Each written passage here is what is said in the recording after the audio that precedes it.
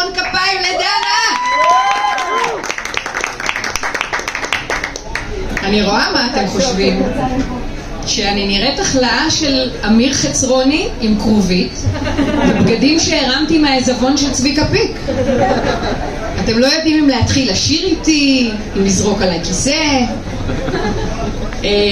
אני רוצה לשתף אתכם, קודם כל אני הילה, ואני רוצה לשתף אתכם שזה בסך הכל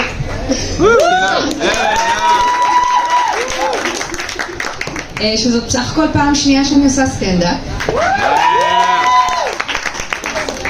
שזה ממש דומה לפעם הראשונה, רק שאני כבר יודעת שזה הולך להיות מאכזב וקצר. סליחה אבא. נכיר קצת?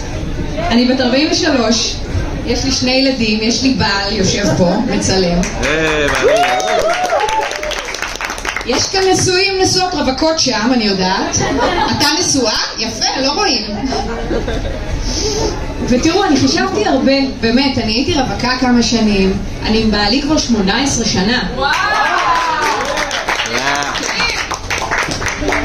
ובאמת, חשבתי איזה סטטוס עדיף. והגעתי למסקנה שאלמנה. ואני אסביר. מה כיף בלהיות נשואה? זה ללכת לישון כפיות, זה להקים משפחה, זה לשלוח אותו להייטק כדי שאני אוכל לעשות סטנדאפ. אבל מה אנחנו הנשואות באמת אוהבות? הרווקות יודעות. זה לתפוס עליכן תחת ולהגיד בכל מקום, אנחנו חזרנו משופינג ביוחננוף, אנחנו בהיריון. כן, גם לך התפרו את הפוט? סליחה אבא? רגע, זה באמת אבא שלך? כן, לא סתם תפסתי איש. בא לפרגן, פעם שנייה. אנחנו פוליאמורים, שזה לא יכולים לסבול יותר אחד על השנייה, אבל אין לנו כסף להתגרש. עכשיו תקשיבו, באמת תקשיבו ותקשיבו לי טוב. זוגיות ארוכה עם ילדים זה הדבר הכי עלוב שיש.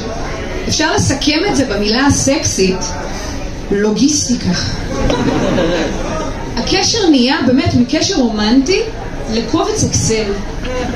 זה לקום בבוקר, להעיר את הילדים, להכין סנדוויצ'ים, להכין לילדים בגדים, לקחת את הילדים לבית ספר, לריב איתם בדרך לבית ספר, להחזיר אותם מהבית ספר, לריב איתם בדרך חזרה, להכין צהריים, לעשות שיעורים, לקחת לחוגים, לריב מהחוגים, לחנוק אותם ולהסתיר את הגופות. זה מעייף. אז כשאני מסתכלת על החברות הרווקות, באמת זה נראה לי החיים הכי כיפים שיש. זה לקום ביום שישי, יקיצה טבעית, לרוץ בשפת הים כאילו את חיה בתוך פרסומת של Always. סליחה, אני גם קצת מקוררת. גם באמת יש לי המון ריספקט לזה שהם החזירו לאופנה את הסלקציה. כל היום בטינדר, left, right.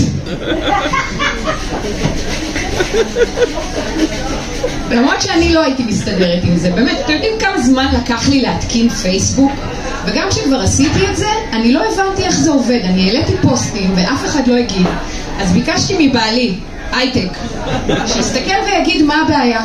אז הוא אמר לי, את יודעת שהגדרת את זה שרק את רואה מה שאת מפרסמת. עכשיו נראה לי אם זה היה קורה לי בטינדר זה לא היה עובד. גם יש את כל העניין הזה עם הגוסטינג, נכון? מתכתבים ואז הם נעלמים. אני לא הייתי אומרת בזה. מי כן יודעות איפה הבן זוג שלהם נמצא כל הזמן? אלמנות. טוב, אני רואה שגרתתי לי כבר לסיים. אז תודה רבה לכם. זה היה פעם שנייה נהדרת.